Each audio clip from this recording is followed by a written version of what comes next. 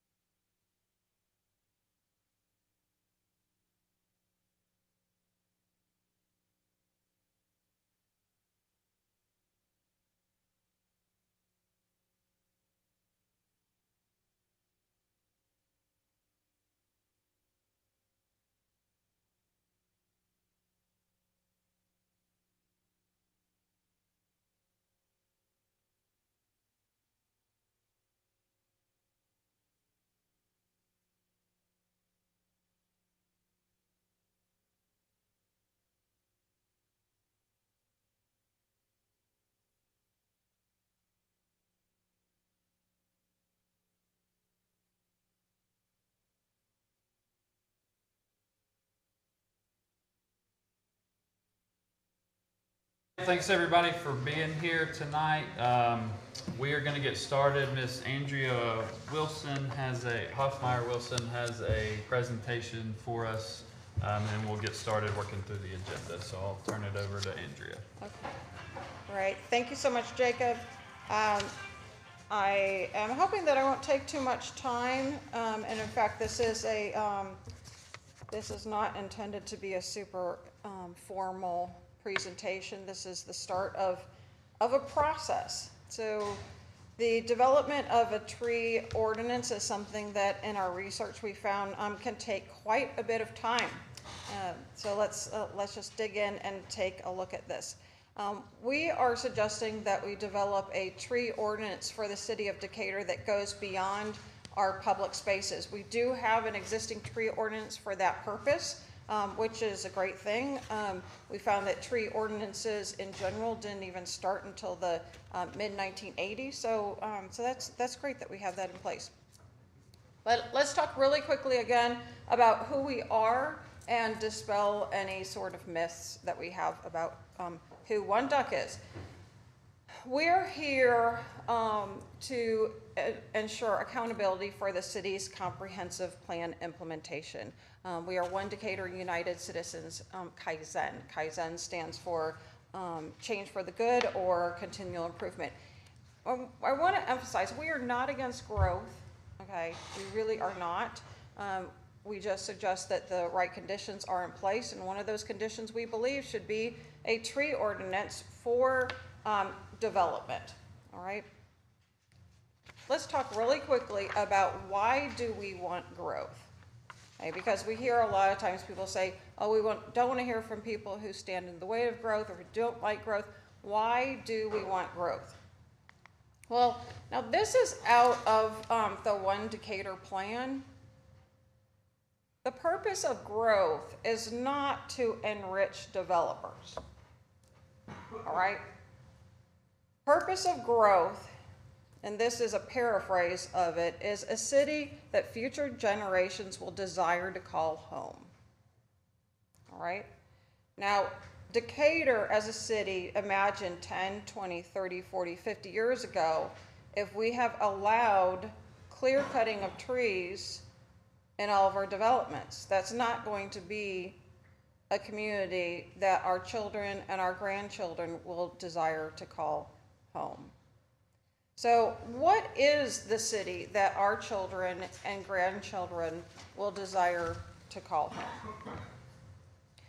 Let's take a look at one little example of a very small development on Caradell Street. And for every one of these, there are many, many more of these R2 single-family home or agriculturally zoned properties that are getting rezoned. Now the thing is, we're not against the rezoning of it.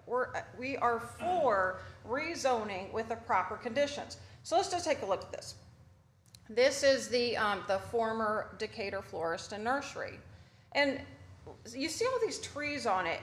This is the old aerial view, and the important thing to look at with the trees is not just what you can see as trees, but the shadow of the shade that's cast by the trees. Okay, that's the big important thing that we have in urban landscapes, because this is how trees, like beyond just a little sapling that's going to take decades for this to happen, they moderate temperature and they create these microclimates. So that helps to save energy. Now, I really want you to pay special attention to the trees that run along the alley and that are tucked there in the corner, okay? Because as opposed to what some other people are saying, we're not saying you can't cut down any of the trees. Clearly, you have to cut down some of the trees or many of the trees in order to build, but we can do it prudently. Trees, they improve air quality. Here's another thing that's really important, especially in Decatur. They help stabilize soils, all right? So it's not just the trees that we see on the surface, all those fluffy green leaves and the trunks and the branches and everything. It's the soil underneath. And what happens is when you cut out all of these mature trees, it makes the soil dead. So by stabilizing the soil with the root system, it reduces erosion, it improves groundwater recharge, and it controls rainfall runoff and flooding. So we want to preserve the trees that we possibly can. There are other things, like animal habitats and sustaining biodiversity. Our mayor in the newspaper article says that he enjoys the shade, and that's really great. We believe that too. It makes neighborhoods more aesthetically appealing, and it adds to the property value. So the thing is, and again, remember, look at the alleyway and that corner. This is, I've superimposed from the minor plat that was submitted by the developer. This is it on the lot, okay, from the previous aerial view. Now, again, look, see there's that back alleyway and the corner, and what you can't see now that it's laid over is the shade, okay? That shade's really important. So, see, here's the thing, is that what we're looking at is a tree ordinance for development. We're not talking about every private citizen is impacted by this, that we're gonna look at what you're doing, cutting down a tree on your property. But when you go in and you go from R2 to R6, or when you go from ag to R6 or R4, we believe that there should be some inventory done ahead of time where we say, what could we preserve? Now you see these rectangular boxes of red. So there's the white build area. Okay. Yes. Is that the scale? Yes. Yes. So I've superimposed, and they're coming up, pretty close to a lot line. So here's the thing. We obviously understand that the trees in the circles have to be cut. We're not unreasonable, and we're not saying, oh, you can only do half as many townhouses as you want to. No, you gotta cut those. But what an effective tree ordinance, and if we look at other tree ordinances that have been drafted throughout Alabama, and we're gonna suggest that we study those, what they would have done is they would have gone in with an arborist, and they would have measured the trees in the red circle zone, and they would have come up with a total diameter. And then you see, the developer would then be responsible for the replacement of that total diameter. Now that would be in however many trees it takes to make that up. So just like if I give you $1 and ask for change, you're going to give me however many combination of coins, right? It's something like that. So in the red circle zone, yes, they've got to be cut down, but let's be responsible and let's put something in place where we can account for that, because the thing is that right now, to compensate for this, and the city of Decatur plants trees, well, that burden is now on the taxpayers. And the developer is, making a very nice profit off of this. This is very inexpensive land for them to buy, and amortized over the whole thing of the whole property of 12 townhomes, for them to pay to replace those trees that had to be cut down. It's not that big of a deal for them. So the trees on the perimeter, though, that's the really big deal. Because what happens is those have all gotten clear cut, and we don't have a go-back machine. See, the thing is, this is looking out towards Clara Street. So we expected all that to be cut out. That's gone. But when we look up here from Clara to Spring, it's all gone. The alley, all gone, and it didn't have to be. And the thing is that if you look at the aerial view, those trees were not insignificant.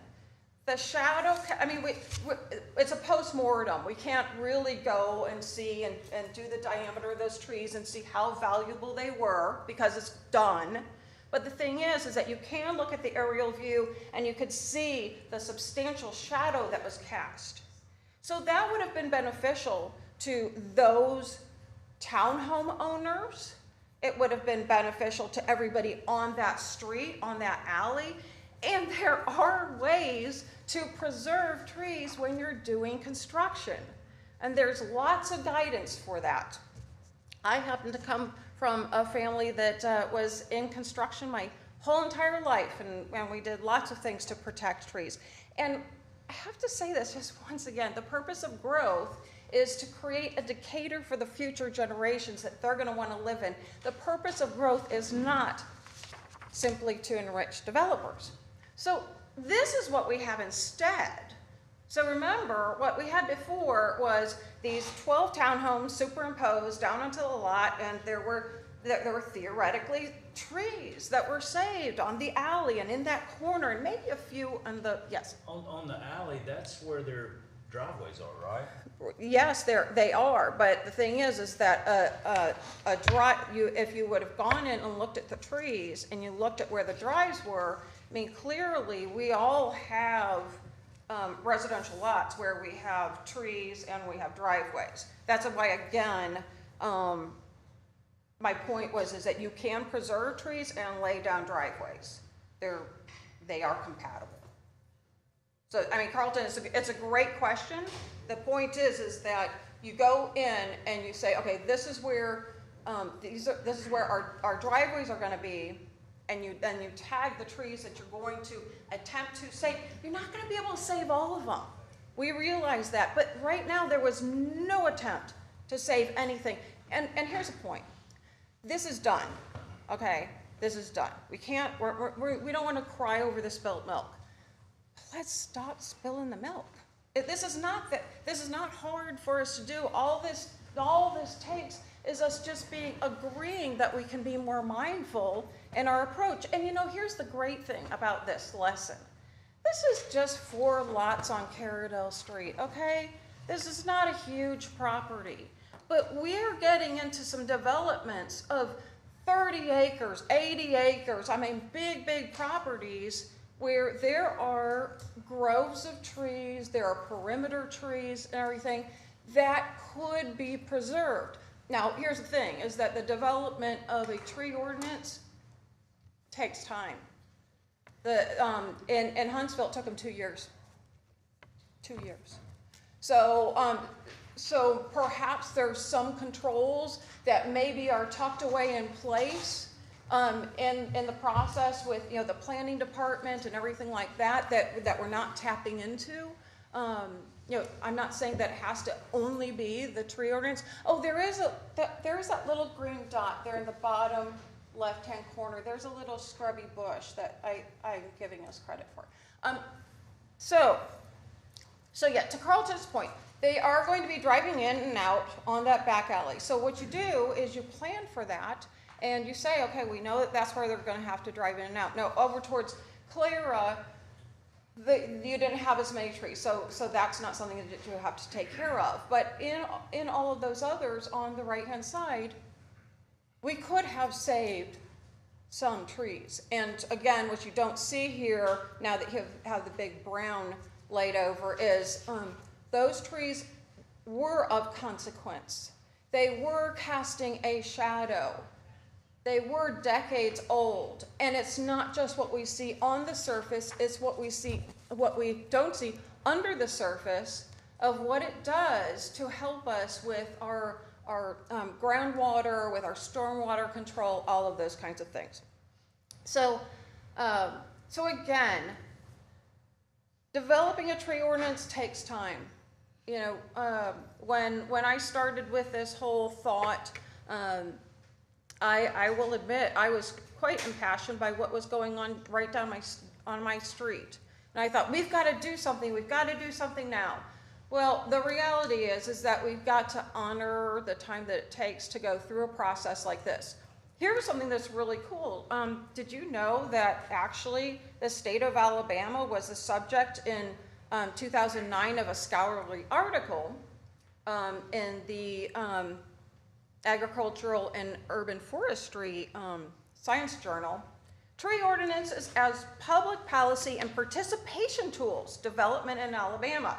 So these doctoral researchers actually illustrated how developing a tree ordinance can be a great way to bring a community together. So that's another thing. It's not just the result that we're looking for and saying, now we have a tree ordinance and all developers have to abide by it. No, it's actually the process of doing that that is valuable, and we would want to have as many stakeholders involved in that as possible.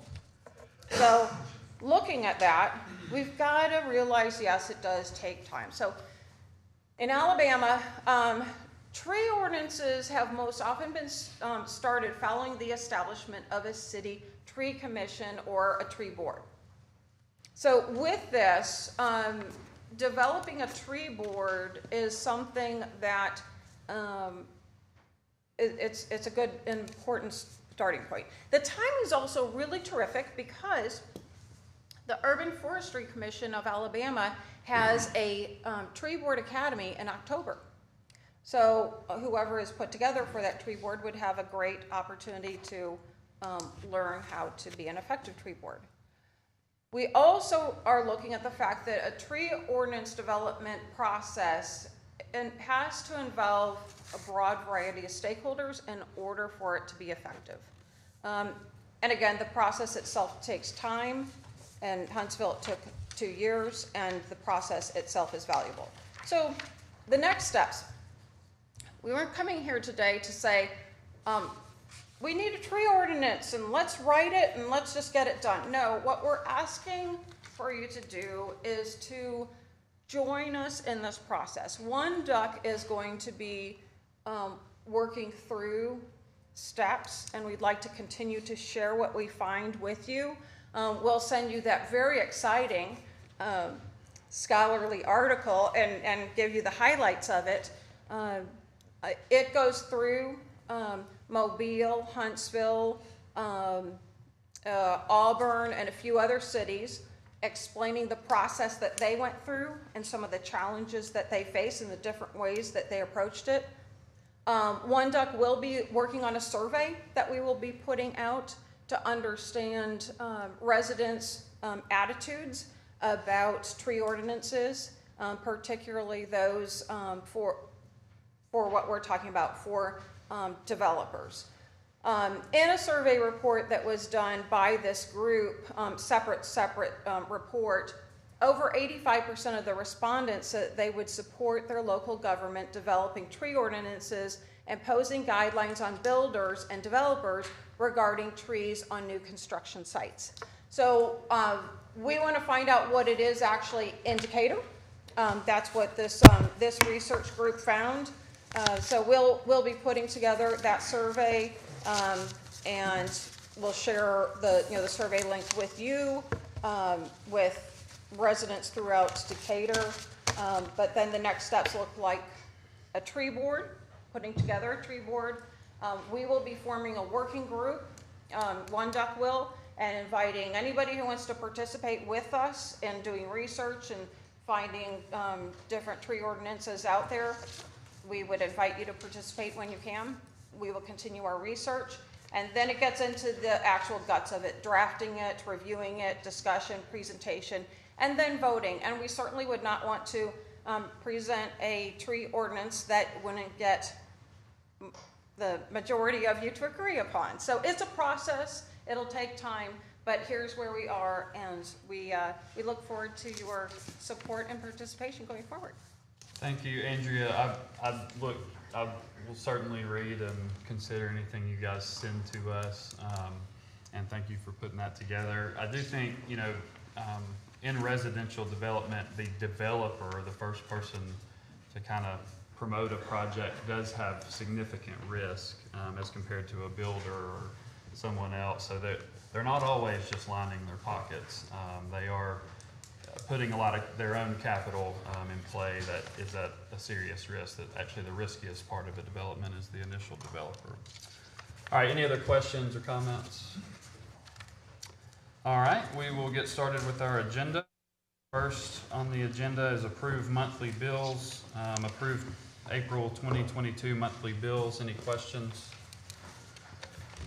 All right, approval of minutes, April 21st, 2022, 4 p.m. Special called council meeting, April 25th, 2022, 8:30 a.m. Special called work session, April 25th, 2022, 5 p.m. work session, May 2nd, 2022, 5:30 p.m. work session, and May 2nd, 2022, 6 p.m. council meeting. Any questions? All right, public hearings, ordinance number 224509, approved rezoning request 139022 to rezone a tract of land containing 33.12 acres more or less from Ag 1 agricultural district to R5 single family Patio Home District and is located at 4000 Spring Avenue Southwest. Public hearing was set on April 18th, 2022.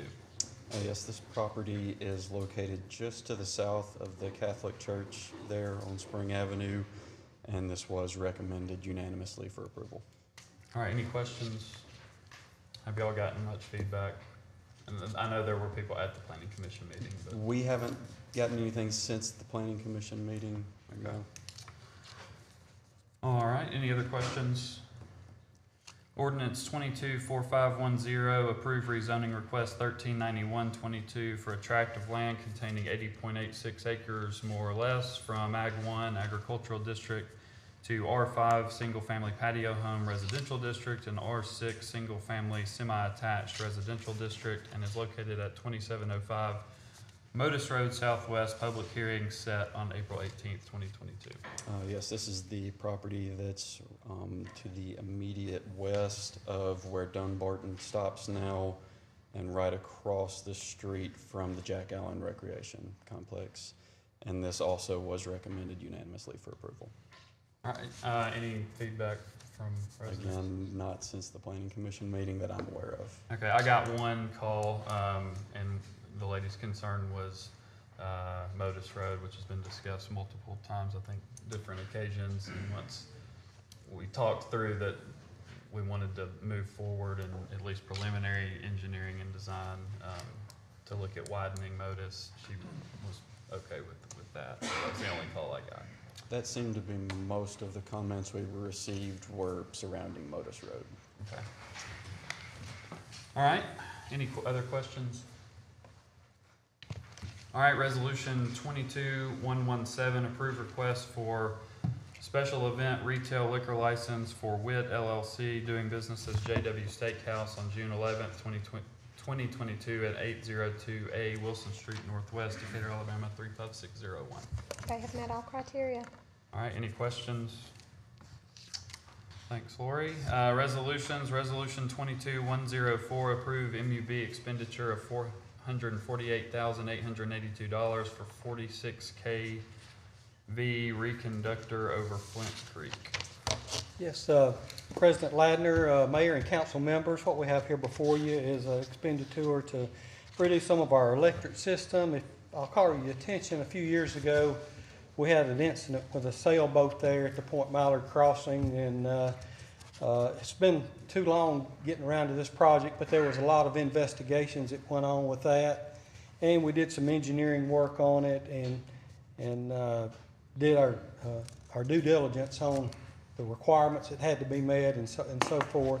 So we've gone through all of that, and of course with the supply issue problems, we have ordered the materials for this project last year, and we finally gotten those materials in to do the project. So we just like bidding out the services, the construction services to do that, and we did it here about a month ago. And so what we've got here for you today is to finish this project. This is the primary feed. It goes across to the south and the east side of Flint Creek toward Hickory Hills, Burning Tree area. So we've been feeding it currently down Highway 67, and we're really interested in getting this primary feed back up for the residents and to have a backup there. So this expenditure is for $448,882.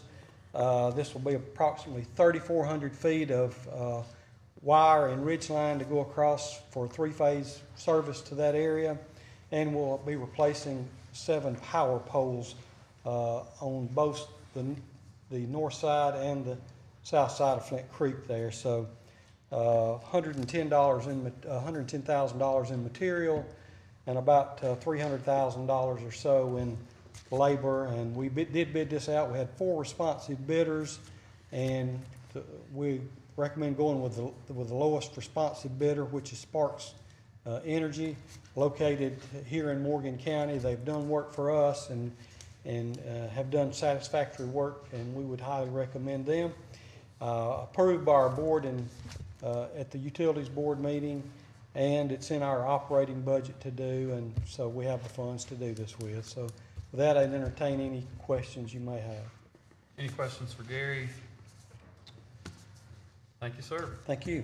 Resolution 22-105, approve request from AT&T for a special use permit to modify equipment on an existing tower located at 4216 Highway 31 South.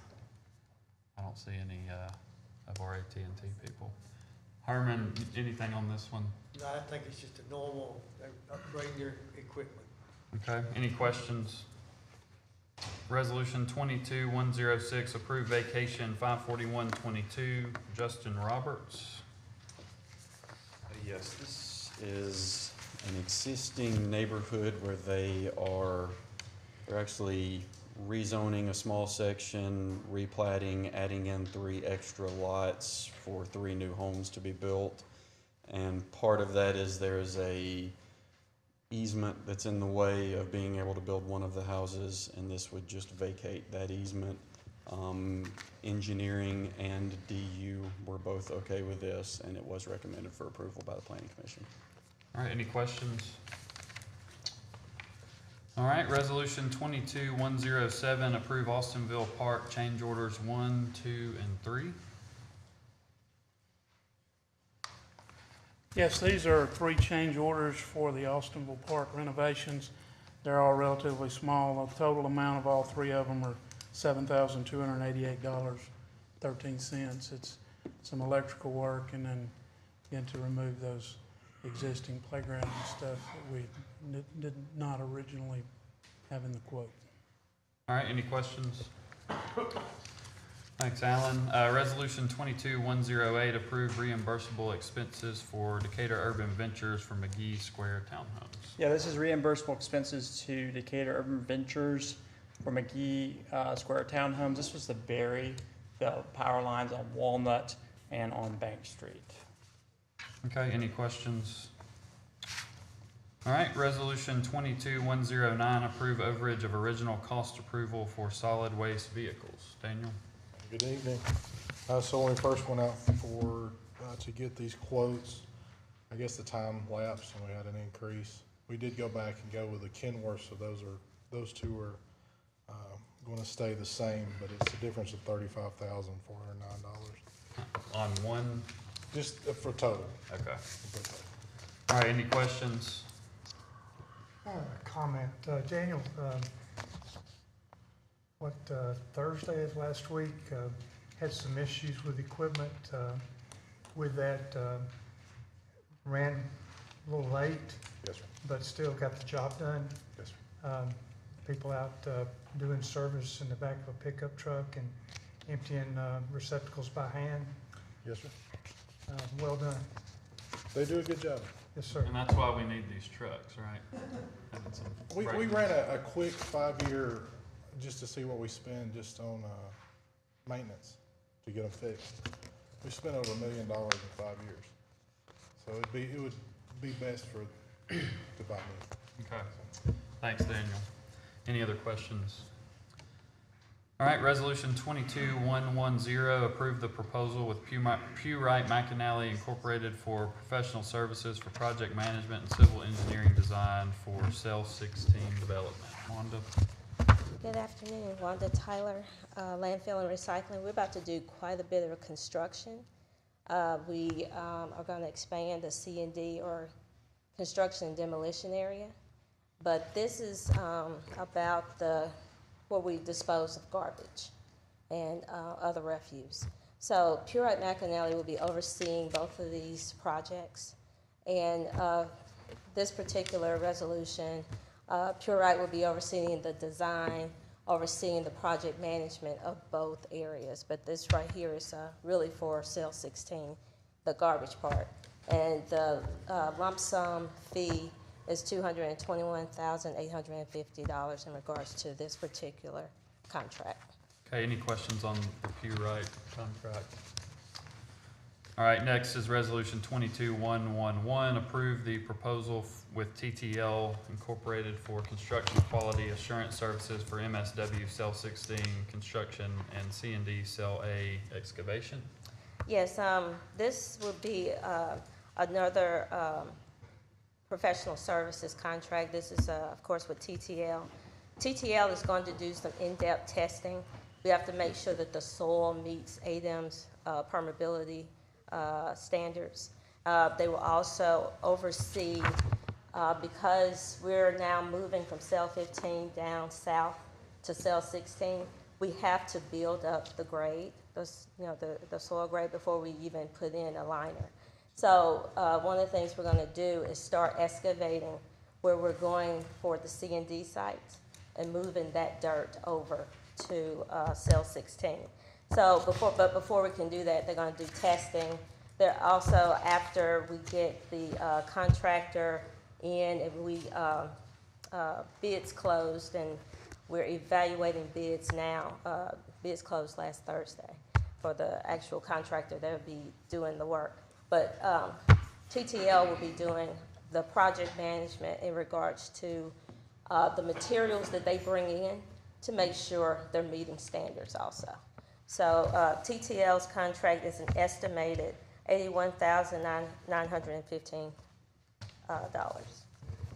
Okay, any questions? Thanks, Wanda. All right, Resolution 22-112, approve utility and construction agreement between State of Alabama and City of Decatur, Church Street, project STPSU 5220252. Engineering, but. Well, it's basically the next three involve the improvements on Church Street. It's an ALDOT agreement, matching funds. Then you've got a resolution that shares where that matching funds are going to come from, and that's the general fund unassigned a balance. And the third one deals with Decatur Utilities, which is that part of it's merged into the ALDOT agreement. It's just providing for reimbursement to Decatur Utilities for the work they're doing. Okay, and the next two were Resolution 22-113, approve ALDOT funding of Church Street project STPSU 5220252. Balance paid from city's general fund unassigned balance fund in the amount of $243,205.76. And then Resolution 22-114, approve reimbursable agreement for relocation of utility facilities between the City of Decatur and Decatur Utilities, ALDOT City Form number 3. So that was all of those. Any questions? All right. Next is Resolution 22-115, approve new core agreement for heavy haul road usage and maintenance. Well, the mayor and I met with Blake McAnally.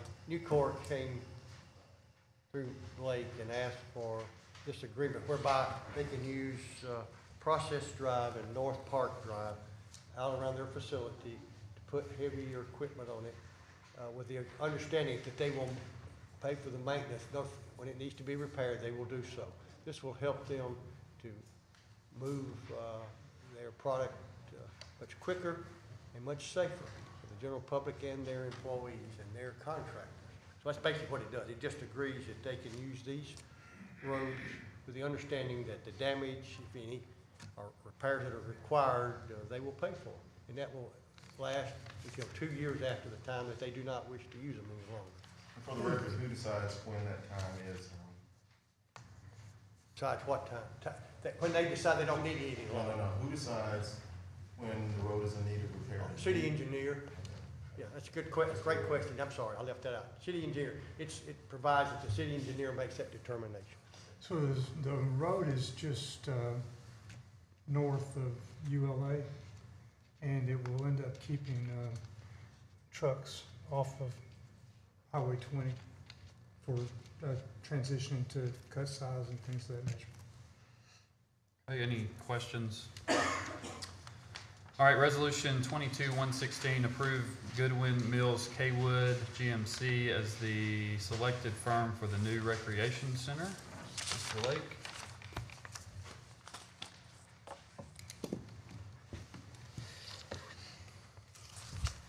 Good afternoon, Council, Mayor.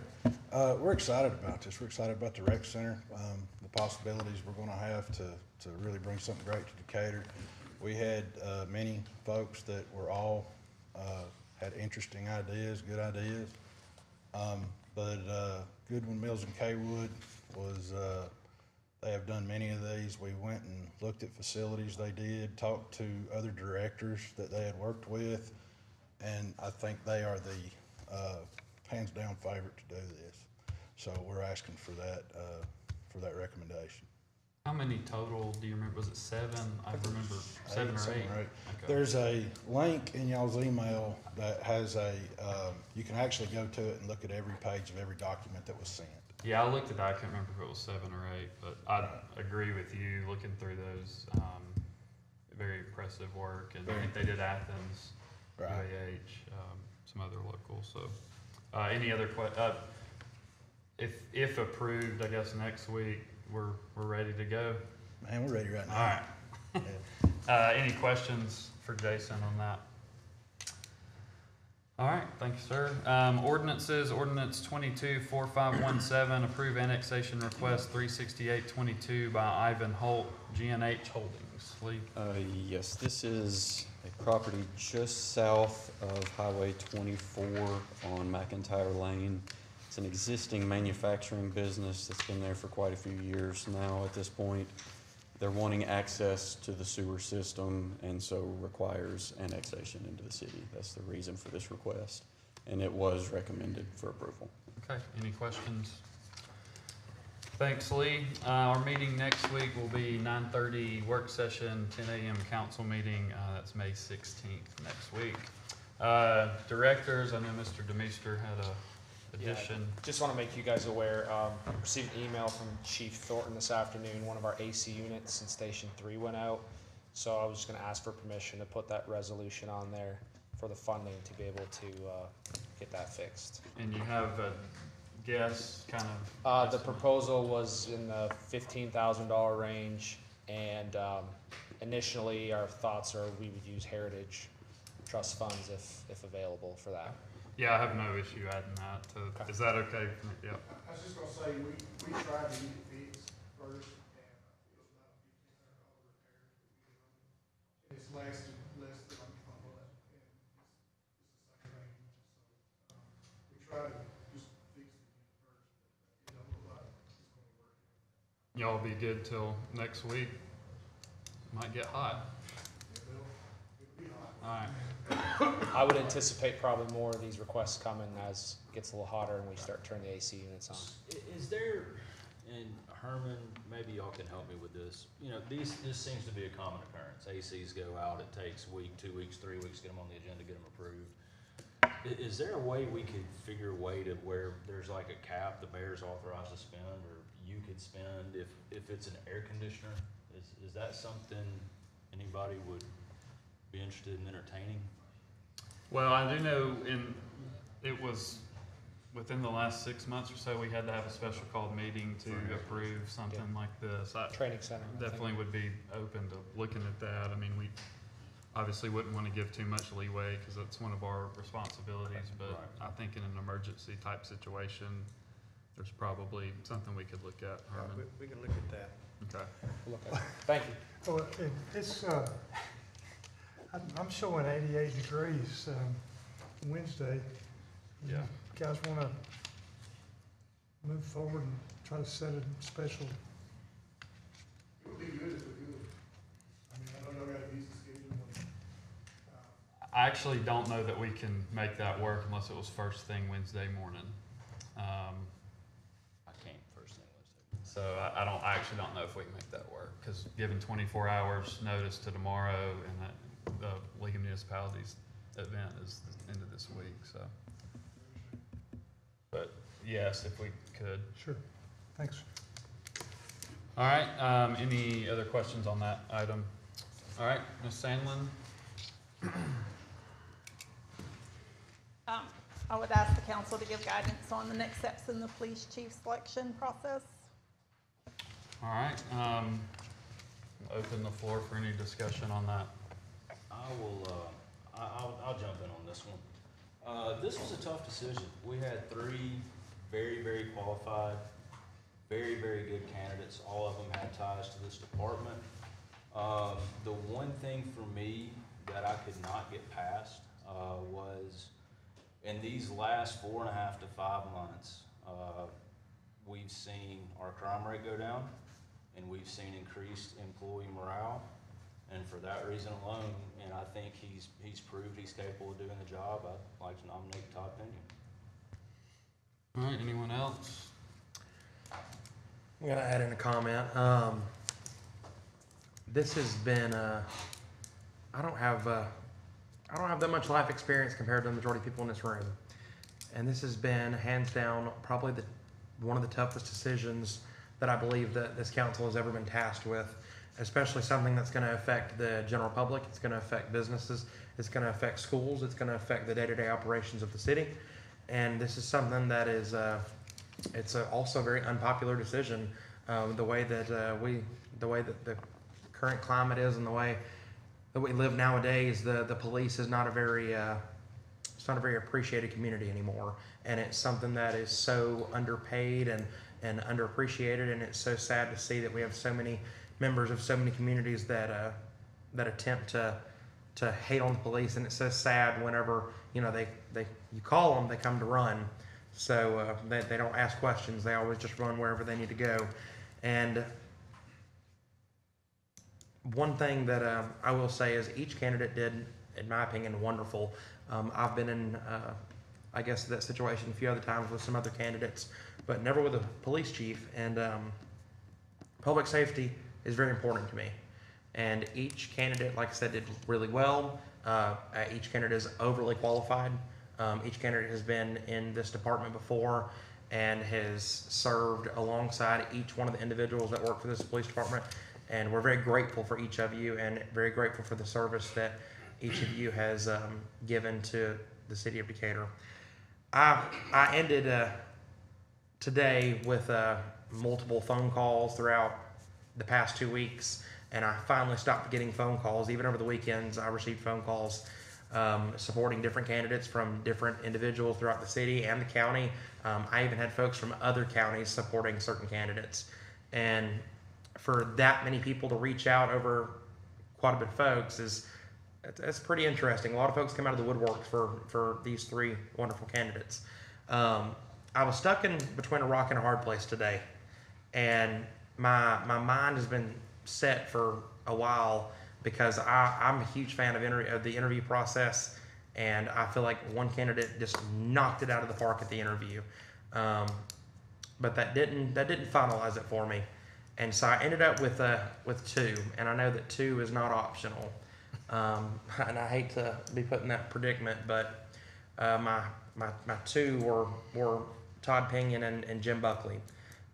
Those two candidates I feel like did an amazing job. I feel like they've done a wonderful job. But it's not just that. It's like I said, each candidate has done wonderful. They've each done wonderful in the police department, and we're very grateful for the service that they've given the city of Decatur.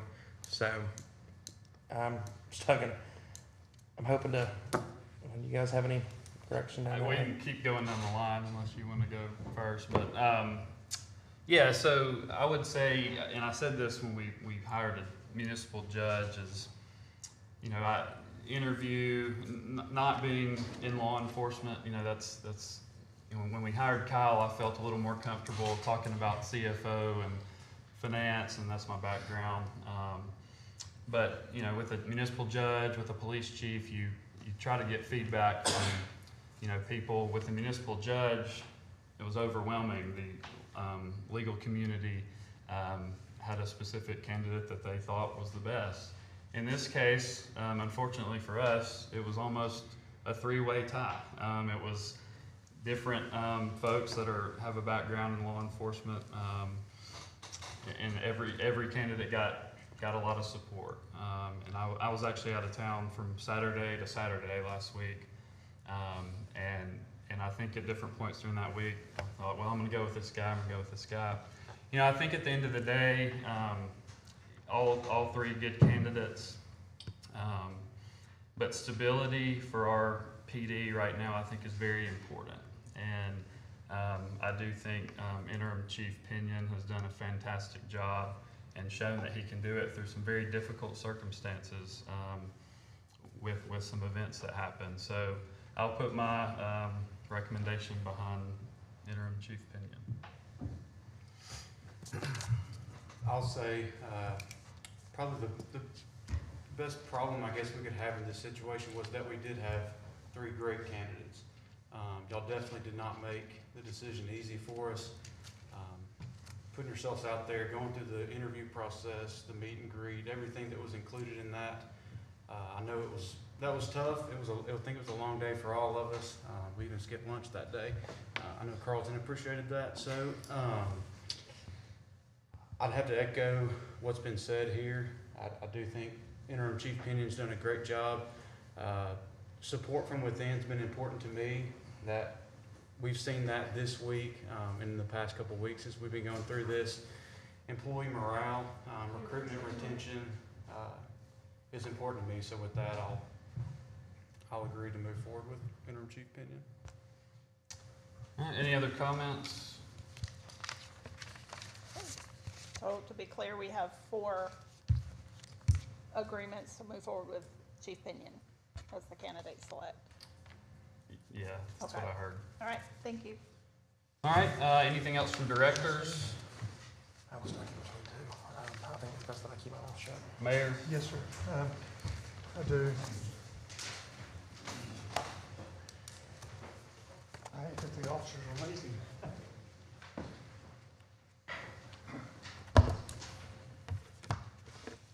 This is, we normally do these during council meetings, but this is appropriate that we do it today. It's a proclamation, and I'm going to read it all. Normally don't do that. Whereas the Congress of the United States of America has designated the week of May 8th through May 14th to be dedicated as National Law Enforcement Memorial Week, and May 10th, so that's tomorrow, to be Law Enforcement Memorial Day.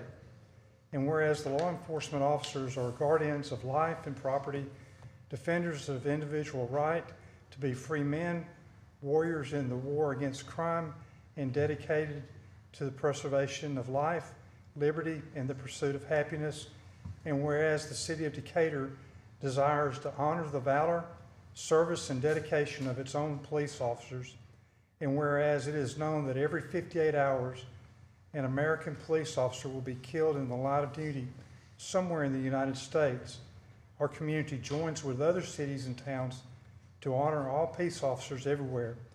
Now therefore, I, Tab Bolin, as mayor of the city of Decatur, along with the Decatur City Council, do hereby proclaim the week of May 8th through 14th, 2022 as National Law Enforcement Memorial Week, and call upon all citizens in this community to especially honor and show our sincere appreciation for the police officers of this city by deed, remark, and attitude, to show their thanks to our men and women who make it possible for us to leave our homes and family in safety each day, and to return to our homes knowing they are protected by the men and women willing to sacrifice their lives if necessary, to guard our loved ones' property and government against all who would violate the law.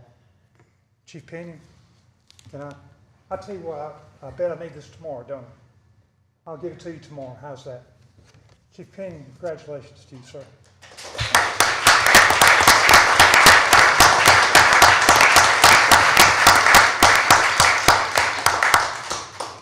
All right, thanks, Mayor. Anything else? All right, anything else from council? All right, we're dismissed. Thank you.